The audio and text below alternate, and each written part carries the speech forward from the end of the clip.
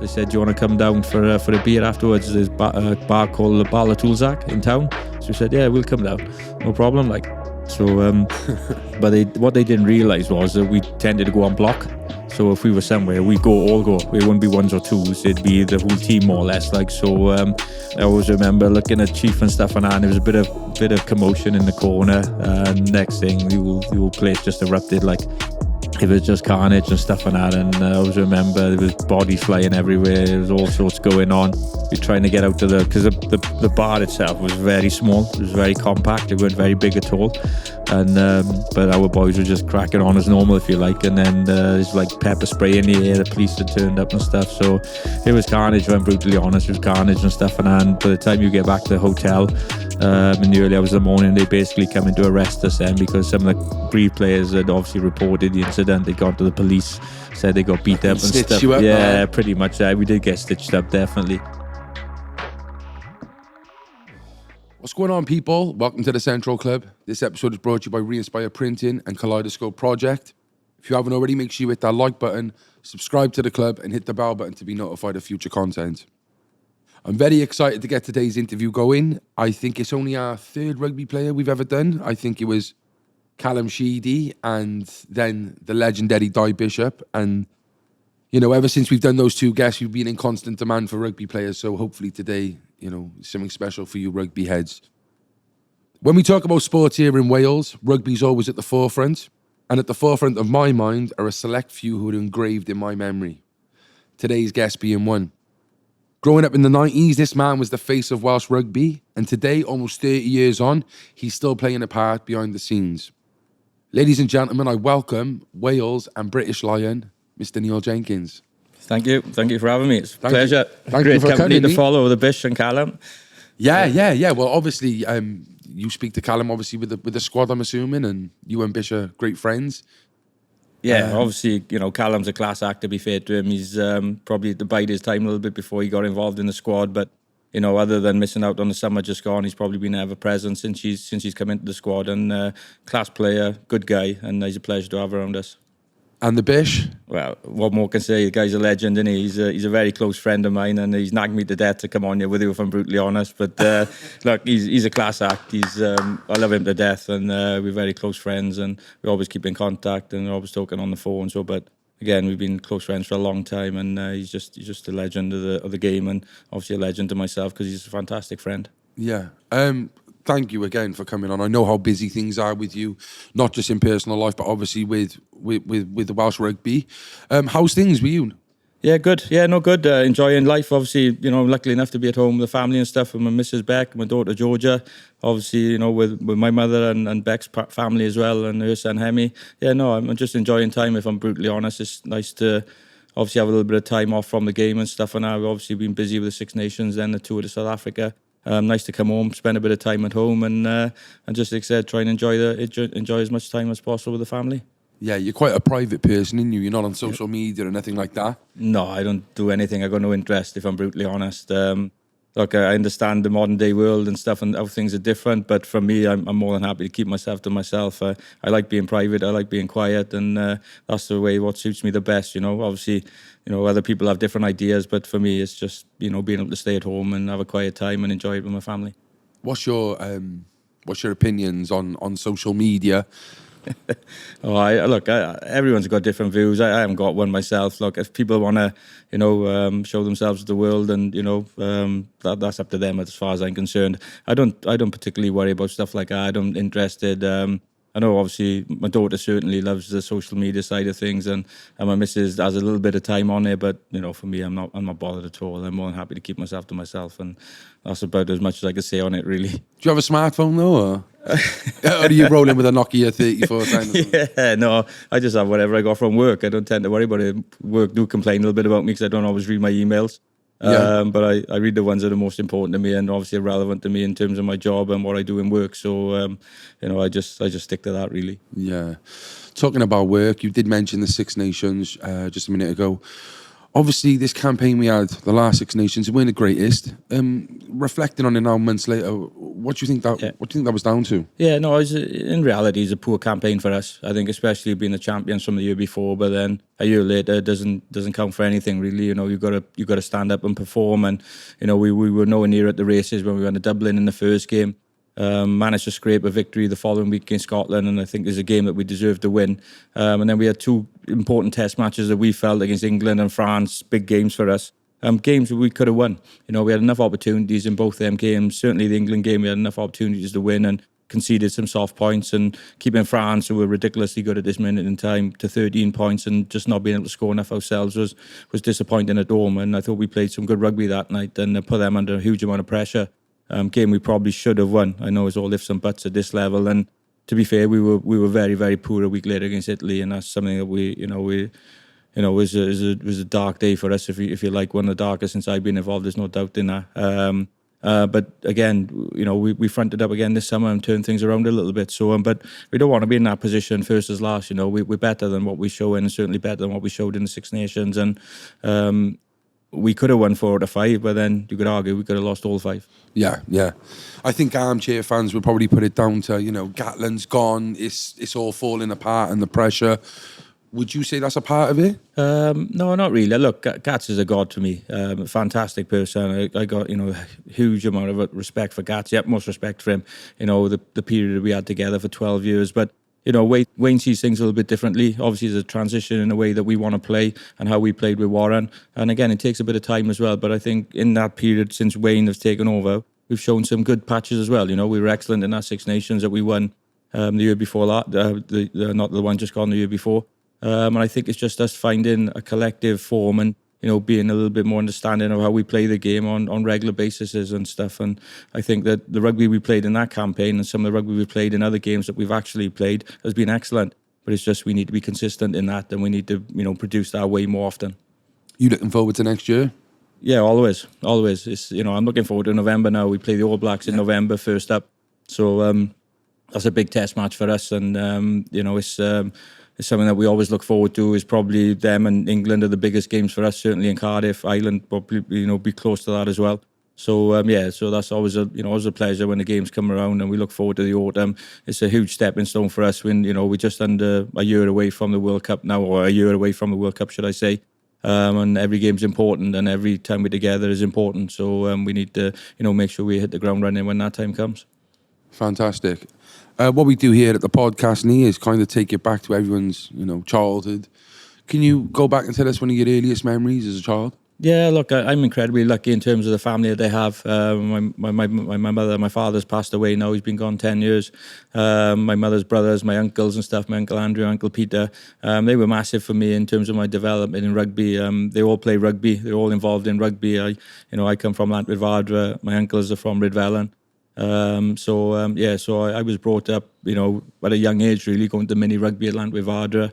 And I think from about under 7s, under 8s, that's pretty much where I started. And, I've never looked back since. I think it's difficult to explain what rugby gives you sometimes, isn't it? Whether you play internationally or you're just playing locally. The amount of friends and the opportunities you get through sport and meeting new people and being involved in the game at a young age and in the clubs that produce so many, good players throughout their time and stuff. And, for me, Llantwit Vadra was that period just to go along, meet new friends, be able to play rugby, go to different places. It was incredible. And it's not just, with the friends that you meet. It's a family occasion as well. Your mother and father would go, my uncles would go. So it's just, it's just a unique experience, really. And it's something that you'll never forget, and it lives with you forever. And I think what rugby can give you is pretty special. Do you still witness that in mini rugby, the community now in this day and age? Yeah, it's difficult because obviously, I've had a daughter, so my daughter played netball, so I'd always sort of stick to the netball side of things. And we were talking about this the other day, funny enough, whereas some of the guys who got obviously boys and stuff would, go to the rugby clubs and be involved in the mini rugby and stuff. I never really was involved in that after, I finished playing. I was obviously more involved with taking my daughter to the netball, and that's something that I enjoyed, watching her play and, watching her develop and play through the years, as from a youngster up until now. So it's probably, for me, I'm not as sort of close knit to the mini rugby as I was when I was playing, obviously, and my mum and dad, and certainly my mother now, would always say that, you know, some of the best days that she ever had was, you know, going to the mini rugby, watching the games. You know, we used to have a little tournament at the end of the season for Lantwyd Vardra in a place called Moseley up in England. So that was a fantastic. It was the weekend away. What it was a fantastic trip for us. I always remember it. You'd go every year at the end of the season. It was a massive tournament for us. So and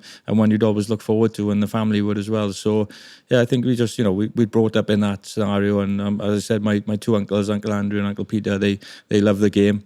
And as does my missus, part of the family, Beck, her father, her son, her mother, her brother, they all played and stuff. And I played together with Beck's brother Paul at school and against him in youth. So we're all sort of interlinked in that way, if you like. And it's it's a privilege to be a part of it and involved in it. It's class to see the local rivalry, and that never changes, you know, in terms of the little derbies from village to village, like Lantwyd against Beather, you know, it's massive for us. Yeah, and it's just over the hill, you could say. Well, yeah, exactly. Talking of over the hill, we did have a conversation with Craig Bellamy about, you know, what sport is Wales, you know, what's our sport? And, you know, within the city of Cardiff and maybe Newport as well, and you could say Swansea, there are pockets where football would be, you know, the first choice of sport. The schools would play football instead of rugby.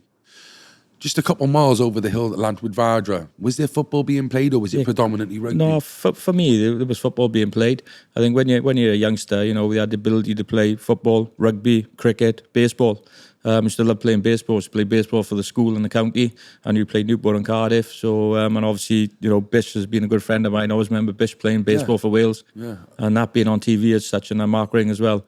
So look, I actually played baseball, did they? Up the valleys as well, did they? Yeah, we used to play That's baseball amazing. for us. Yeah, we played baseball for the county and stuff. So you'd obviously play for your school. Yeah. You'd go and have a trial, and then you represent the county. And I remember when I was under 11s and stuff, it was class. You go to Newport to play, down to Cardiff. You know, so What position was you?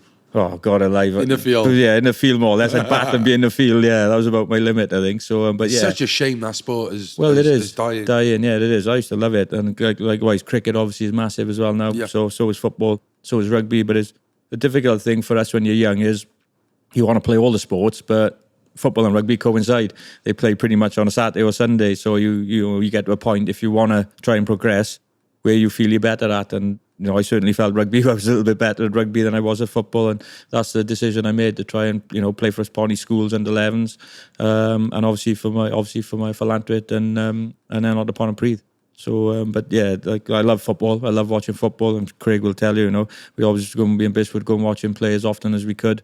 And I just, as I said, I don't care if Wales are playing Tiddlywinks. I want them to do well, and I want them to win. We're a proud nation, and it's a privilege to watch, you know, the guys do well.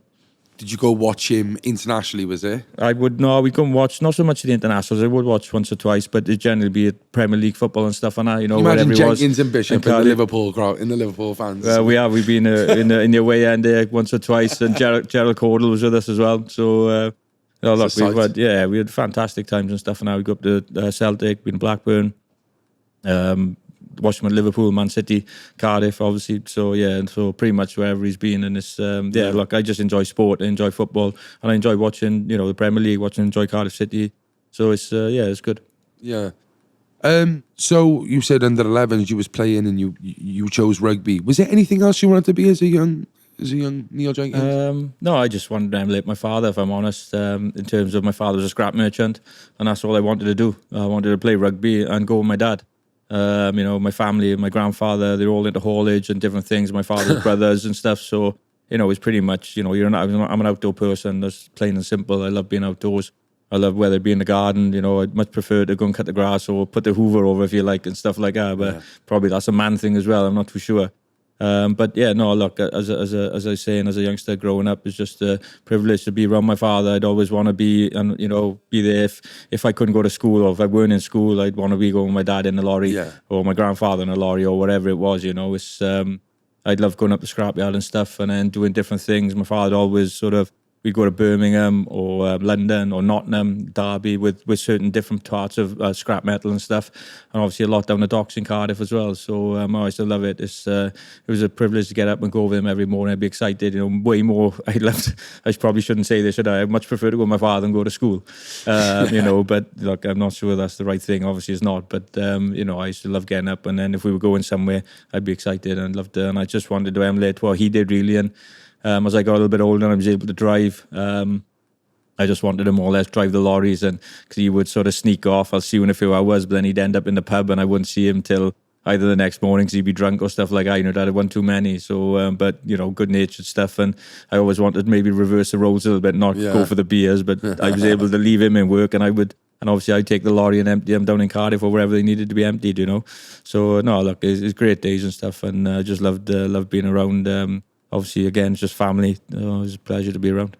Can you explain to the people who probably ain't as familiar with the sport of rugby, of what it was like 30, 40 years ago for you to become a professional compared to what it's like now? Well, obviously when I first played, it was an amateur game. So, you look, everyone, it doesn't change now really, no matter what level you're playing at. You generally play because you love the sport. And you obviously now it's a little bit different because you've got the opportunity to earn money out of it with something that you actually love. So when I first started playing, especially in the early 90s, my first cap was I was 19, playing against England in Cardiff, and we were amateur. So literally, you would rock up, you train in the evenings, and then you turn up on a Friday, and you probably, we'd stay in Cardiff with the national team and then play on the Saturday. But you'd have, your sessions would be a little bit different then, obviously, and most of your stuff would be done in the evenings. All our Ponty sessions were done in the evenings on Tuesdays and Thursdays. As obviously as you get in, I suppose the reality was probably people would say whether the Southern Hemisphere were professional before, even in the amateur game. Well, you can argue that because the way they performed and the way they trained, and it probably took us a bit of time. By the time we got to the mid-90s, the game obviously went professional, and I was incredibly lucky as well. Again, I've been lucky, I'm not going to lie. As in, we had a fantastic sponsor at pontypridd called Just Rentals. They ended up turning to Bayou View. Yeah. They were iconic. They are iconic. Yeah, they were. Didn't they sponsor every a lot of the regions when they first started as well? Well, they were involved with us with the Celtic Warriors, but they were Ponty through and through. Bernard and Gerald, fantastic people, incredible people. An incredible company and stuff and that. And as I said, I was one of the lucky ones myself and Dale. We were very lucky to play both upon a Pontypridd, and they ended up giving us jobs for them. So we worked for Just Rentals, and then obviously the Bayou View, and throughout our careers pretty much, and we were very fortunate for that. And so that was your job as well then? So basically I think it's like it's in the 90s where things are starting to gradually change and stuff. Is not actually the money's in the game, but if the sponsors who sponsor the club can actually employ one or two of the players and try and keep them at the club as well, and try and help them in that sense and that way, that's what was going on really. And this as I said, they were, it was incredible to be a part of that as well. and they were massive, just rugby fans, but sport fans. Love sport, love cricket, love football, love basketball in the valleys there, So, and they still, I know they put a huge amount of effort into the Devil Shield with the Ronda schools. So, they're just massive for the game, really, and they played a huge part. And certainly, I know Pontypridd and Welsh Rugby is no doubt in that. Was you in a position then to actually earn financially off rugby? Was it a stage like where you did actually get a contract where you were paid? Yeah, it was in the mid-90s. It was pretty much in... That's why you hang on to the thousands then, is it? Just to get a bit of money. Well, I said I was 19 when I had my first cap in 91. So again, and it's, it's a tough game and it takes it out of you. It's such a physical sport, and it's not the playing as well, it's the training that goes on with it. The playing's the easy side of things, if I'm brutally honest. It's what you do in the week that lead up to games, and I watch some of the boys now that obviously I'm involved with, and what they go through in a week is incredible. Like the demands of them is unbelievable, but then they front up on a Saturday and they're exceptional. But what they put themselves through in a week is incredible. To get themselves right to play at obviously the level that is required of them. Yeah, sorry, I was going to say, because I've had the conversation with Bish a few times as well, and it's like some of the. They'll look. There's a level of envy. I wouldn't say enviness, but some people will be like, "We never got paid," But the work rate and the graft these professionals put in is totally different to what you would have done on a Tuesday and a Thursday night to play on a Saturday. Yeah, definitely. And as I said, as I first started playing, that would evolve to it'd be more nights basically. They want to come in and do a bit of recovery on a Monday or stuff like that. So as you were getting closer to professionalism in the mid-90s, the demand, and I always say it like the players, obviously, these guys now are brought up in professional era. They know no different, and that's obviously since 96, I believe it was, or 95, 96, when the game turned professional.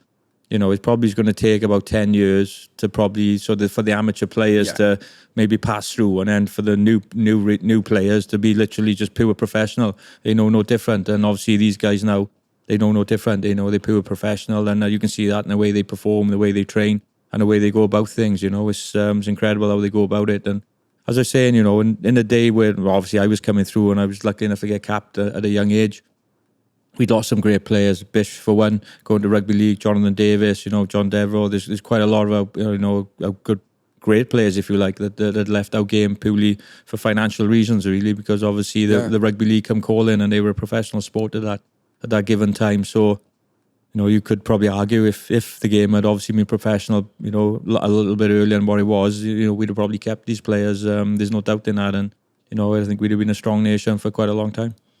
Yeah, one of the questions I was going to ask a bit later on, I might as well ask you now. Then, really, is you were a great player, one of the all-time greats of Wales, really. And if there was another era you could choose to play in, whatever would that have been? Oh, it's just difficult, isn't it? It's very difficult. As I said, you when I first started playing, you're always looking back to the 70s and stuff, and they were fantastic teams and they fantastic players, and again, it's difficult to actually. I'd always say, like, if I'm brutally honest, I'd probably pick the era that I actually played in anyway.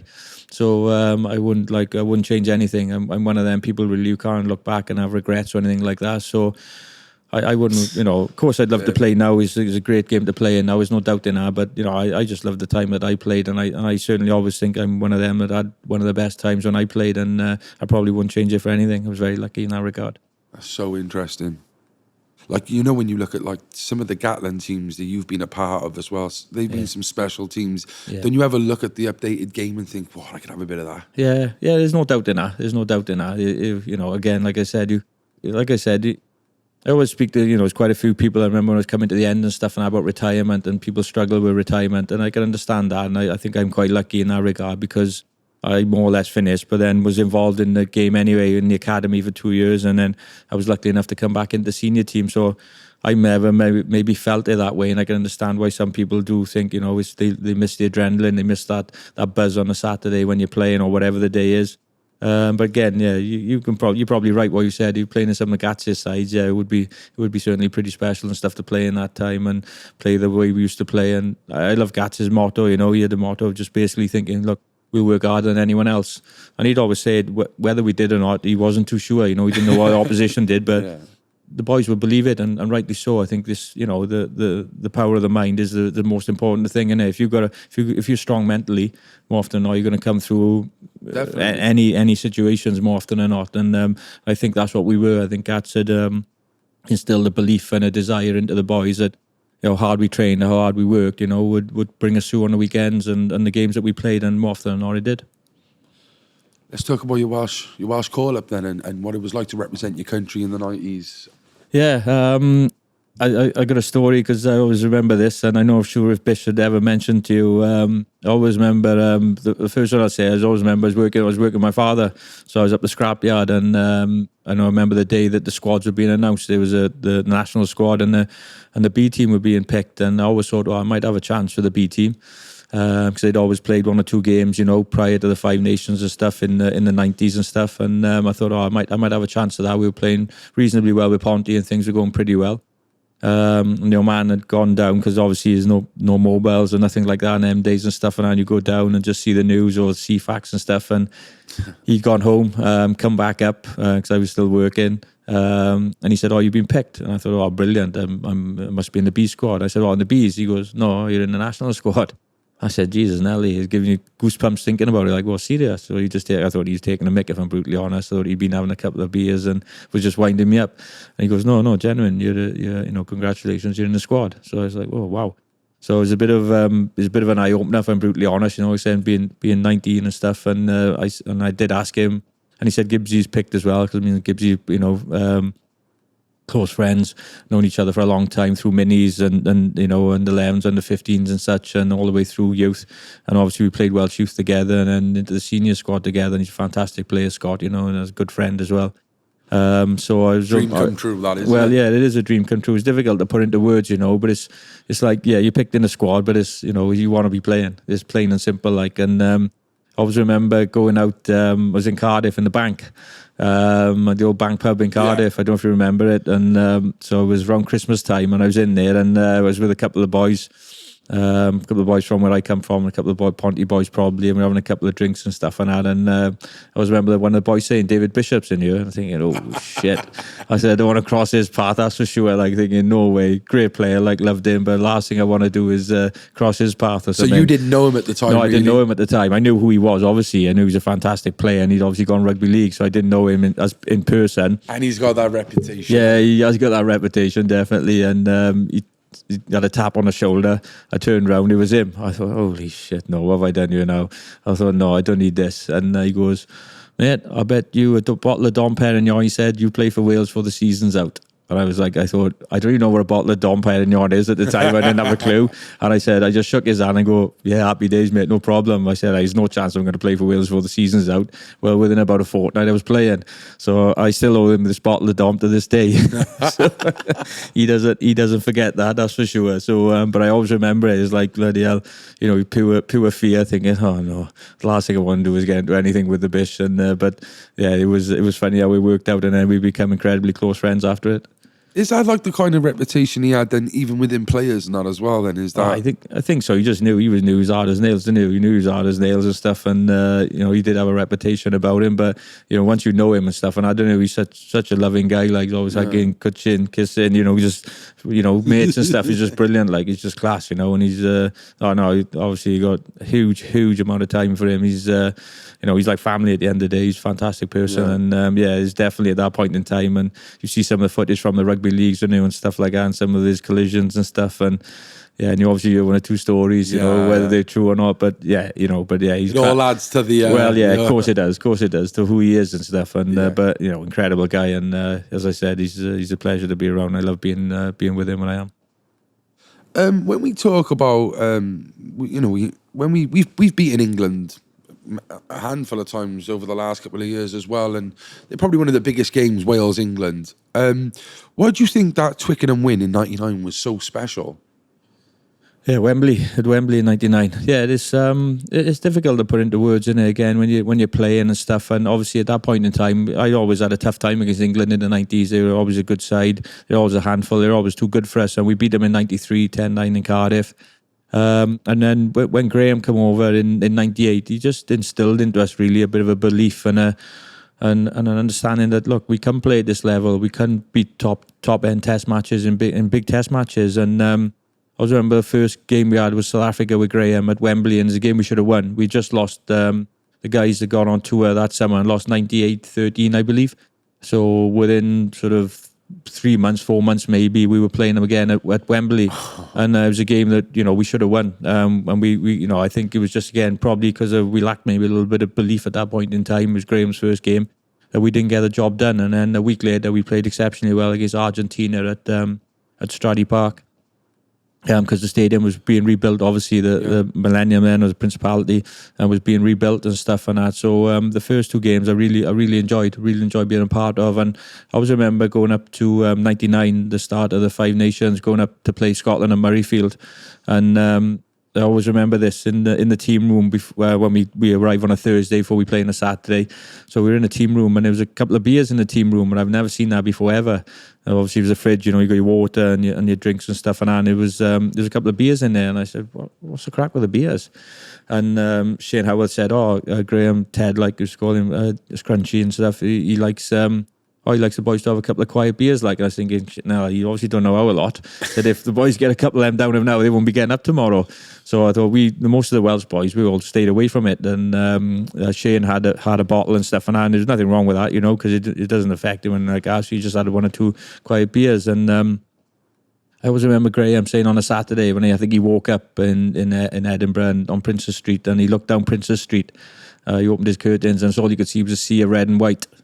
And he said he didn't realise what this was all about for us, as in playing for Wales and certainly playing in the 5 Six Nations, the history, the heritage, the importance of it that comes with it, and the tradition of Welsh people travelling, supporting the national team and having their weekend away, going to Murrayfield, going to Dublin, going to Twickenham in the day, and obviously now, you got obviously with Paris now and Rome as well.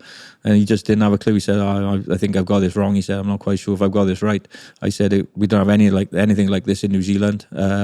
He said, when the All Blacks play, is nothing like this. He said, and you couldn't believe sort of the atmosphere the pride, the passion, everything that come with it, really. And I think he got taken back by it, and obviously it changed his sort of mindset from there on. After that day, we lost that game.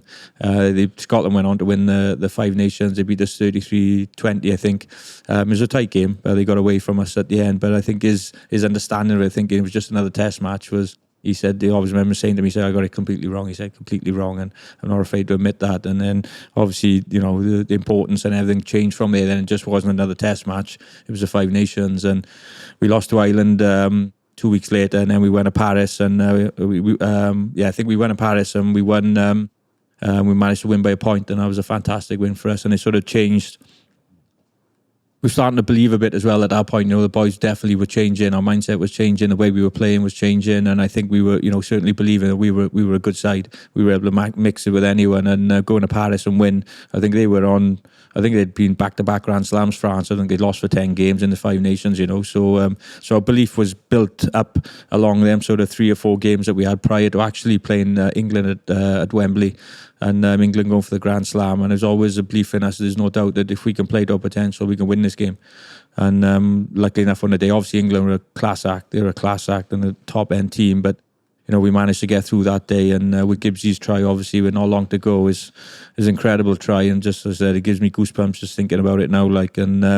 Managing to nail a kick and managing. It was your kick from the 22. Yeah, no one really talks about that. See, no, I know it was a great try. I know. Yeah, it is. And at the end of the day, it was the last thing that I needed to do was not nail that, because I certainly deserved at least a conversion anyway. Probably deserved more than that. It was a spectacular try, and especially against their defence. It was a white wall and stuff and that. And he's, as I said, I don't. Can you swear on this or no? Of course you. I always remember saying that everyone was jumping up and down, and the arms going in there, and I was going, get under the post, because I knew we were still losing.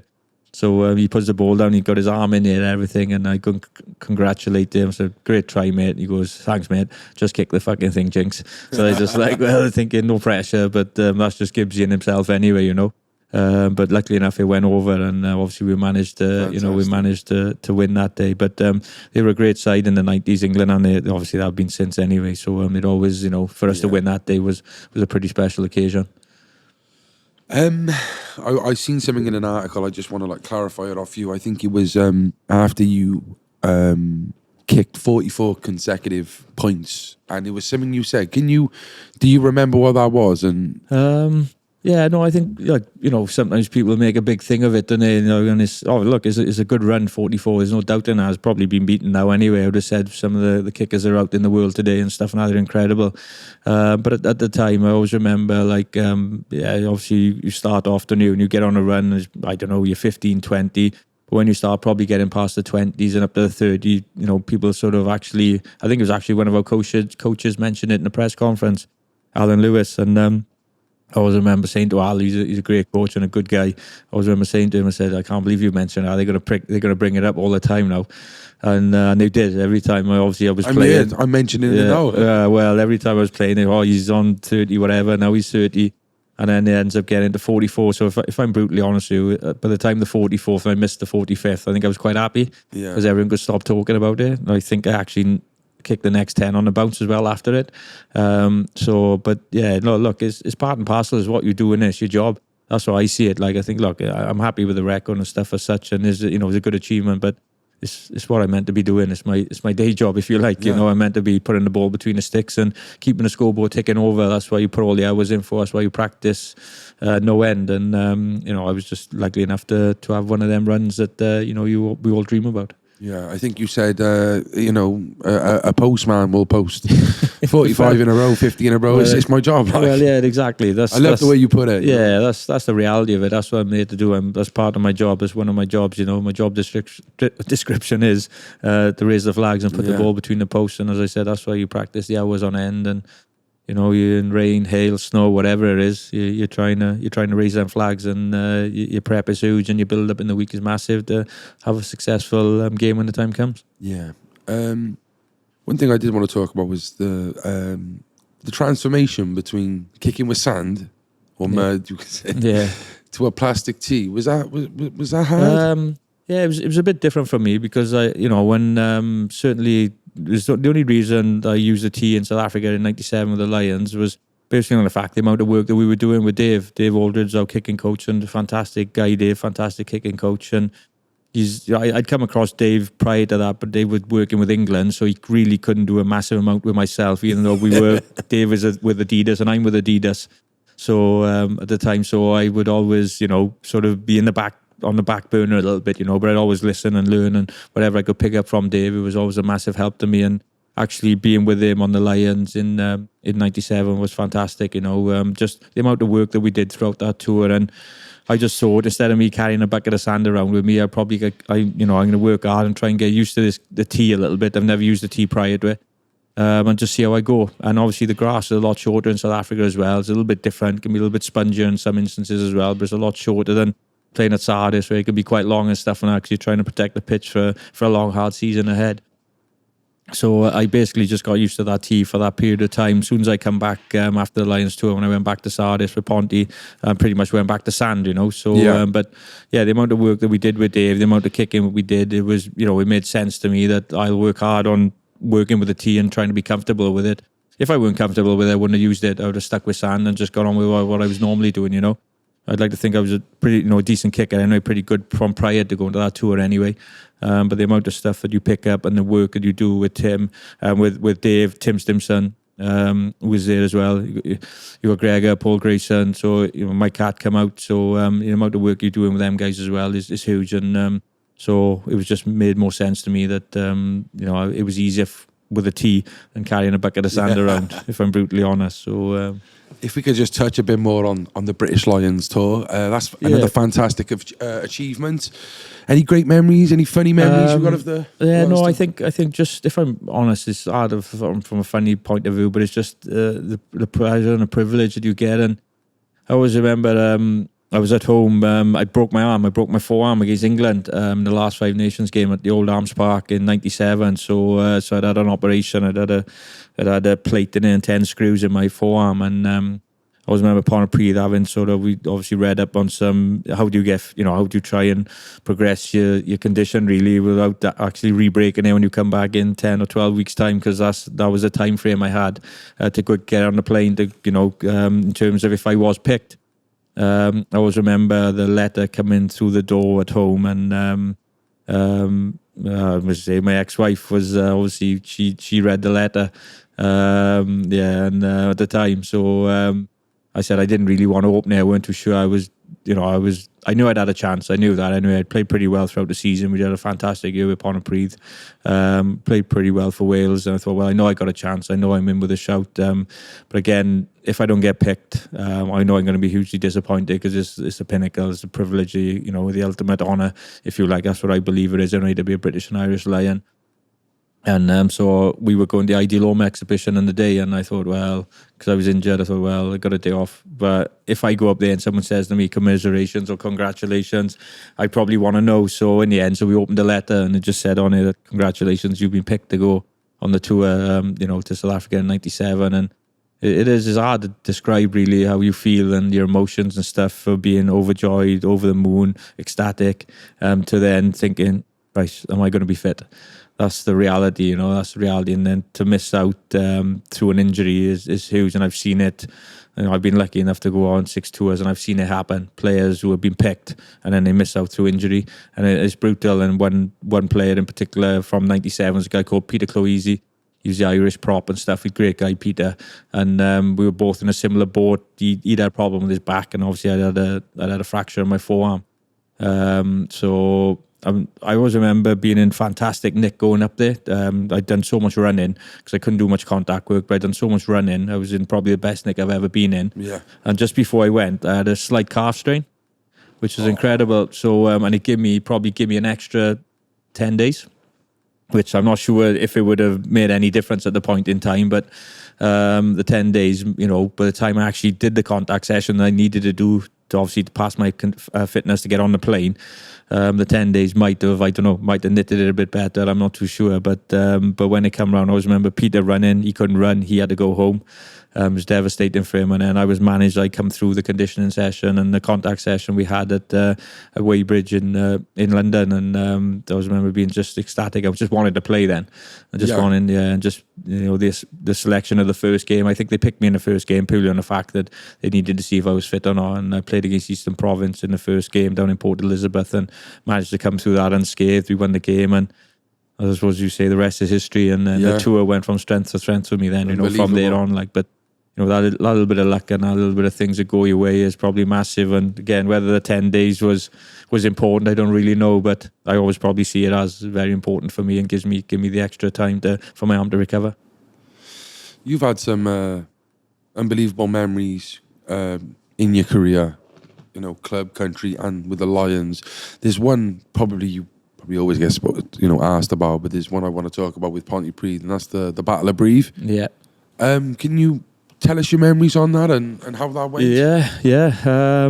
Look, I think that if I'm honest, only stuff that a year after as well, don't it? We were, I think we were a team that probably, not saying lacked respect for the opposition, but, we were more intent on how we could perform and what we were about. And, no matter who we were playing, it didn't matter if we were playing the All Blacks, we were going to turn up and front up anyway. It didn't make any difference to us. And I think that was the one thing with us is, no matter whether you played for Wales or the Lions, you were no different to anyone else in the team, and that was a special thing. I always remember upon a Pontypridd, you were brought back down to earth pretty quickly in Ponty, and you were, if you're wearing the black and white, that's what you're wearing. That's what you have to do. There's no prima donnas, if you like, and you're here to represent us and obviously front up for the team week in, week out, and that's what I loved about Ponty. We were, no matter where we went, no matter who we played.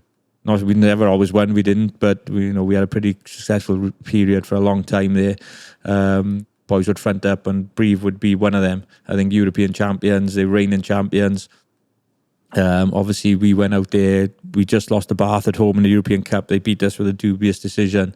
There was a try. My cat actually scored a try, but the ball was over the dead ball line, so it should never have been given. So we had work to do, in terms of the group, and we had to go to Brive was next then, and they were reigning champions. And I always remember we were pretty psyched up for the game and stuff and pumped up. There's an intimidating environment there, to be fair, in Brive. But I always remember us lining up in the tunnel before we were running out, and I was captain. I was in front, Dale was just behind me and stuff, and they lined up to the right-hand side of us. And got a guy called Cassidy. Carbonneau was their captain, Philippe Carbonneau. He was a scrum half, right? He's got a great player. They were a great side, to be fair to them. But they were pretty horrible. They weren't the nicest of teams. And I always remember a guy Cassidy standing by the side of us, blowing kisses to us and stuff and that before we run out, because we were in the tunnel alongside each other. And I always remember Chief turning to him and going, fuck him, and really getting stuck into him, and we were like, come on. And we were on edge, I got to be honest. We played some great rugby that day, and Dale ended up getting sent off with one of their guys, a guy called Lionel, I think it's Lionel Lally. He got sent off, and the game was an incredible game. We ended up losing the game by a point. It was a very, very poor decision by the referee. Trying to think of the ref's name. I'm not sure it was, I don't know. I can't name and shame him. I can't think of his name. And so anyway, but the game was, it was a tough, uncompromising physical game, and we played the game and stuff. So with us, we'd always enjoy a drink after the game. So when you played in them days, we were always one that trained hard. The big punch-up as well on the pitch as well. Well, it was massive. That's where Dale got sent off. So we had a massive fight on the pitch as well. Dale and their player got sent off. So we ended up playing the game. They beat us by a point. So we were obviously devastated. But after the game then, we have a sort of a little bit of a function after the game, and they invite us, said, do you want to come for a drink after? Because we knew quite a lot when we played against them for France and Wales, Wales-France games and stuff like that. So they said, do you want to come down for a beer afterwards? There's a bar called the Ballatulzak in town. So we said, yeah, we'll come down. No problem. But what they didn't realise was that we tended to go on block. So if we were somewhere, we'd all go. It wouldn't be ones or twos. It'd be the whole team more or less. And I think another thing they didn't realise that our boys were pretty used to going out. It's not Wales, no. This is Ponty. Yeah, most Saturdays, and they'd either end up fighting or there'd something be going on. Skinny dog or something. Well, yeah, the skinny dog weren't there when we were there. But I mean, but it's pretty similar. You know where I'm getting at. You know where I'm getting at. So most of the boys would be back in the valleys. They'd end up getting in trouble or some sort. Most of the boys would have a good swig. So I always remember being in the bar and stuff and that, and they were in there. Cassidy was in there. Carbonneau was in there. The guy second row called Lumbungu. Christophe Lamaison was in there, and we were in there on block. And I always remember looking at Chief and stuff and that, and there was a bit of commotion in the corner. Next thing, the whole place just erupted. it was just carnage and stuff like that. And I always remember there was bodies flying everywhere. There was all sorts going on. We were trying to get out of because the bar itself was very small. It was very compact. It weren't very big at all. And but our boys were just cracking on as normal, if you like. And then there's like pepper spray in the air. The police had turned up and stuff. So it was carnage, if I'm brutally honest. It was carnage and stuff. And by the time you get back to the hotel in the early hours of the morning, they basically come in to arrest us then, because some of the Breed players had obviously reported the incident. They'd gone to the police, said they got beat up and stuff. You up, yeah, pretty much. We did get stitched up, definitely. But at that point then, obviously, some of us got arrested, and then we had to go in and give your evidence and such then, and wait for an interpreter as such. So, but it was just one of them days and one of them nights and stuff that it happens, doesn't it? And I always remember going back to the hotel with the guys, and the boys were there waiting for us, like, and stuff, and they'd had a couple of beers. So we weren't allowed out the country at that point in time, so we weren't allowed to fly till the night until everyone could come out. And so it was just one of them things. And then, funnily enough, we had to play him again at Sardis Road then, but we were told we were desperate to get into them and stuff, and we were told categorically it could be no trouble. You know, you have to play the game as normal, both sides. It can't be any trouble. And Sardis was rammed, like, and we ended up drawing. I think we drew 29-all. And then we end up, there's another team in our group with the Borders, so we beat them home and away. So we end up being in a playoff, and we had to go back to Breathe for the third game. So it was just, we pretty much had to stay an hour outside. Dale weren't allowed to play. Phil John, some of our best forwards, weren't allowed to play. Andre Bernard, another one, who's one of our centres, weren't allowed to play. So we had to leave 3 of our best players out to the game as well. Like, you know, and they managed to get past us in the third game. But they went on to the final then, and they played Bath in the final. So, but look, it's what we're about, really. Not saying fighting is not good, but you got to stand up for yourself, and you got to stand up for yourself in certain places. And if you take a backward step in France, they'll walk all over you. And I think if you front up and you meet them head on, and I think there's no doubt there's an awful lot of respect there from them to us, and likewise from us to them in terms of the way they play the game. You know, they're a fantastic team. European champions, and went to the final again. So, but yeah, yes, said a lot about them, didn't it? Yeah, definitely. And like I said, a lot about us as well. The boys fronted up. You know, we had a fantastic team at that point in time. There's no doubt in that. We weren't too far away from being one of the best sides in Europe, and probably just weren't quite good enough to get over the line. You know, just have that little bit of X factor. But we certainly fronted up, and the boys show what they're all about. Really, is again, it's a privilege to be a part of that. Why do, like, you know, even myself growing up, I was, you know, in the 90s, 7, 8, 9, 10, but I remembered it a bit. But why was club rugby so special? Like, what? Yeah, well, it's the rivalry, innit? This is our history, innit, at the end of the day. And obviously, I know things have changed out of the regions, but, you know, Ponty, Cardiff, for us, like, I always remember growing up, Pontypridd would always play Cardiff on Boxing Day in Cardiff. You know, when I sort of got to the leagues and stuff, when I started playing, the game changed. We tend to play them on, like, Christmas Eve. You know, it was always a special time going to Cardiff and playing Cardiff, and there's massive rivalries, innit? When I played for Cardiff, you know, obviously Cardiff Ponty, but Cardiff Newport, there's massive rivalry as well. And you obviously got Llanelli, Swansea Neath, you know, all them type of games down there. So I think just the rivalries between all the clubs and that been built up over a long time, haven't they, was pretty special, and special to be a part of it. You go to the Knoll. I remember one of my early games with Ponty in the Knoll, we lost by a point, but Knoll was rammed, like, it was crazy, you know. And it's, you know, we've been there when they won the league and stuff, and Stradey the same, St Helens, you know, down to Kerham's Park, obviously Rodney Parade, you know. And again, not just that, but the Valleys teams, innit, going to Ebervale, going to Newbridge, going to Abdeleri when they were in the league and stuff. David Goliath. Well, yeah, it is, and it's tough games. Like, I remember going to Newbridge, and they were right handful. You know, they pretty much beaten us up when we were there in the early 90s and stuff. And you know, some good players playing for them, like Welsh internationals, some, you know, week to weekers who might not have played for Wales but were exceptional players. And so there was no let up. There was no easy games, really. You know, it was always tough. And Pontypool, when they were, you know, when I started playing against them in the 90s and stuff, you play up in Pooler Park and stuff. They were a right handful and stuff. So it's tough, physical, and compromising games. And you didn't have no fourth officials as such in them days, or linesmen that would put their flags out and stuff. You pretty much, if you're on the wrong side, you're going to get booted. Like, you're going to get it, and and that's what it was about, really. And that's you learn your trade that way. Yeah, and it's a good way to learn it, that's for sure. If you had your own way, or you had a magic wand, would you go back to that kind of way of like with rugby? Or, you know, because I know it's a lot of controversy, you know, with the regions and stuff. It's tough, and it's tough. Look, at the end of the day, I'm all for change, and you've got to move forward. And maybe at the time it was the right decision. You know, I was part of the Warriors when you know, we played for one season, and I loved that with them, Pontypridd and Bridgend combined, and you know, we had a fantastic squad. So we didn't win the league or didn't win the European Cup, but I think if probably the World Cup hadn't have happened that year, and then obviously the boys go from the World Cup period, they're away from us a long time. The Six Nations, so we probably played most of the year with most of our best players not there, but we still we had a fantastic squad. We had a lot of good young players mixed in with some older players as well who were very good and had very good careers. So I look, I'm not going to lie, I loved that year. I had a fantastic year that year, and I got no problem with the regions. I know, look, you can always argue, can't you? Is it right? Is it wrong? But we've had some good sides in the regions as well. Scarlets have had a couple of good sides. The Ospreys have had some good sides. The Dragons, when I first started, were a very good side, and they had quite a few South Africans. Cardiff have never had a good side. Well, Cardiff have though, haven't they? They have. Yeah, they have. Cardiff have had a good side and stuff. So, I think we've had periods in amongst this, and where they've, Scarlets and Ospreys have won the league. Great, yeah. And obviously Cardiff have won their Heineken, the Shield, the Shield. and they were unlucky in the Heineken Cup against Leicester. So look, the champions won, isn't it? Yeah, the Champions Cup. So it's just it's tough, and it is tough, and I understand why people would want to the clubs and stuff like that because of the history and our heritage and stuff, and they obviously did pretty well in the European Cup in them days as well.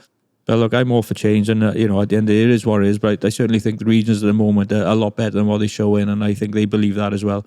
And hopefully they can, we can pick our standards up and we can improve no end. And I want us challenging, for the URC, don't you? And Pro 14 and such, and obviously the European Cups as well. So we got good players in Wales, there's no doubt in that, and there's good people in Wales as well. And I'd just like to think that if we can get together a bit better, we can certainly improve more. And I'd like to think that's going to happen. Life, Neil.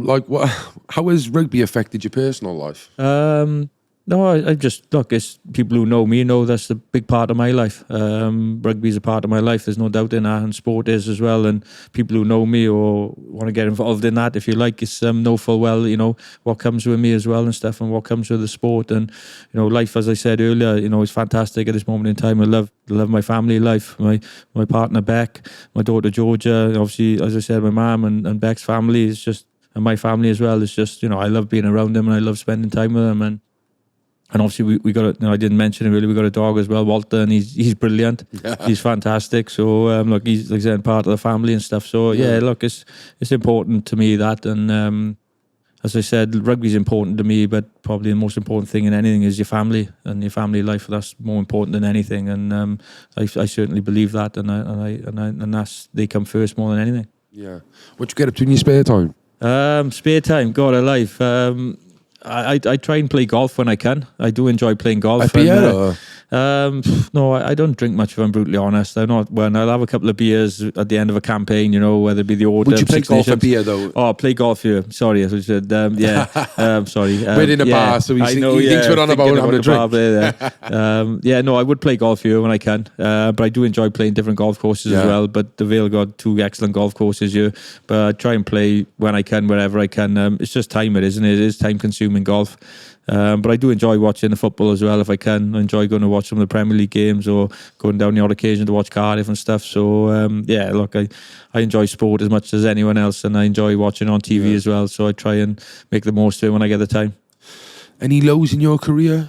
Of course. Yeah, there's always lows. I think, being beaten by 50 points by France and losing heavily to England at Twickenham. Yeah, of course it is. And injuries, I don't know if you're going to regret injuries, but sometimes being injured is always a low time in your career, especially if you've been out for some time and stuff, and trying to work your way back and get to a level that you can get to.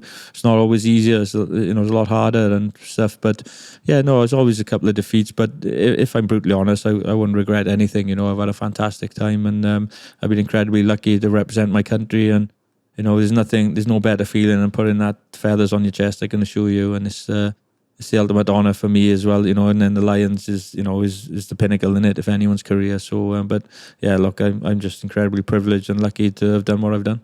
Yeah, I know you're coaching, obviously, with the Welsh squad. There was a question I wanted to ask you. Since coaching, has there been a player with undeniable talent who has kind of may have gone on the wayside for some reason or not, or No, I don't think so. I think one of the best players maybe that probably was in and out a little bit. I think maybe for Gats, Shane Williams, who's a fantastic player, and I think Gats or Sean would certainly say he's one of the best players they've ever coached. And I think someone like Shane, who he's not the biggest of players, but what he did and how he went about his business was incredible. Like, he's a fantastic player and stuff, and what he achieved in the game. So, he possibly, maybe, you don't know if it hadn't been Gats or someone else, might not have achieved what he did, but Gats certainly gave him that opportunity, and he took it with both hands. He was an incredible player, and as I said, I always sometimes thinking rugby's a game for all shapes and sizes, no matter how big or little you are.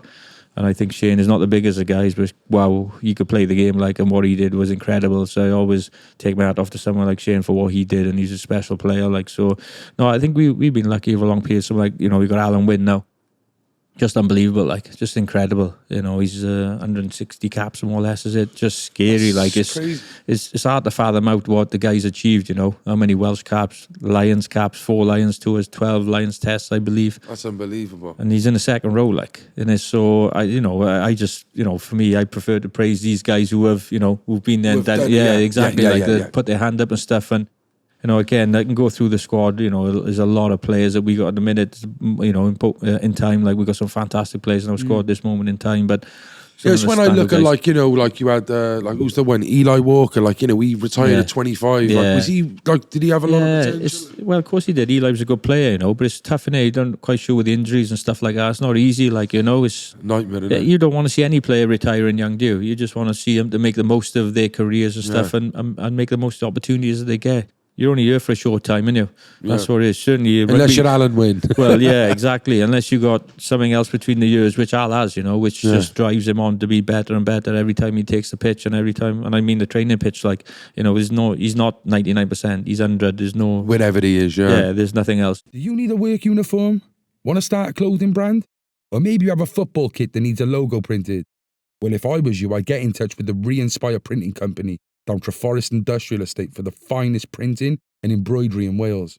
I use them for my custom-made mankini, but you could use them for t-shirts, hats, hoodies, and many, many other things.